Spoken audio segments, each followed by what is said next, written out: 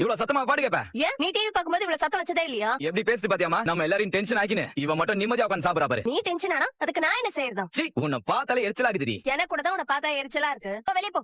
ஏய், இவ நம்மள உள்ள வச்சாலும் வைப்பா. இவளுக்கு இவ இஷ்டம் படி செய்யணும். அதுக்கு நம்மள போலீஸ் புடிச்சிட்டு போனா கூட இவ அதுக்கெல்லாம் அசர ஆளே கிடையாது. நாம போயிட்டா இவ இஷ்டத்துக்கு ஆடலாம் பாரு. அதுக்குதான் இவ பண்ணிட்டு இருக்கா. இப்படியே ஆளாருக்கு திட்டிட்டு இருந்தாலும் நான் போலீஸ்க்கு கால் பண்ணுவேன். உன் திமிர ஒரு நாள் அடக்குறேன்டி. உன்னால என்னெல்லாம் அடக்க முடியாது. முடிஞ்சா அடங்கி போக பாரு. டேய், யாரு போன்ல? புரோக்கர்ரா, ஏதோ நல்ல சம்பந்தம் வந்திருக்கான். பொண்ணு வீட்ல அண்ணன் ஜாதகம் கேக்குறாங்களா? அண்ணன் கிட்ட ஏதாவது ஜாதகம் இருக்கு? உனக்கு அதை பத்தி தெரியுமா? எனக்கு எப்படா தெரியும்? அதான் நம்ம வீட்ல யாருக்குமே ஜாதகம் இல்லையே. ஏதாச்சும் பெட்டிக்குள்ள சேஃபா வச்சிருப்பாங்க. தேடி பார்க்கலாமே. ஏங்க, வாய்ப்பே இல்லங்க. அன்னைக்கு தானே எல்லா பெட்டியும் எடுத்து அலசணும். எனக்கு தெரிஞ்ச எங்க வீட்ல யாருக்குமே ஜாதகம் இல்லங்க. ஏன் நீ உங்கள்ட்ட ஜாதகம் இருக்கா?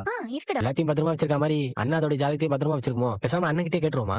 கேக்கலாம். ஆனா அண்ணனுக்கு பொண்ணு பார்க்கதா கேக்குறோம்னு தெரியாம கேக்கணும். உங்களுக்கு ஏதாவது வேணும்னா நான் இருக்கிற இடத்துக்கு தான்டா நீங்க வரணும். அது என்னடா நீங்க இருக்கிற இடத்துக்கு என்ன கூப்பிட்டுறீங்க?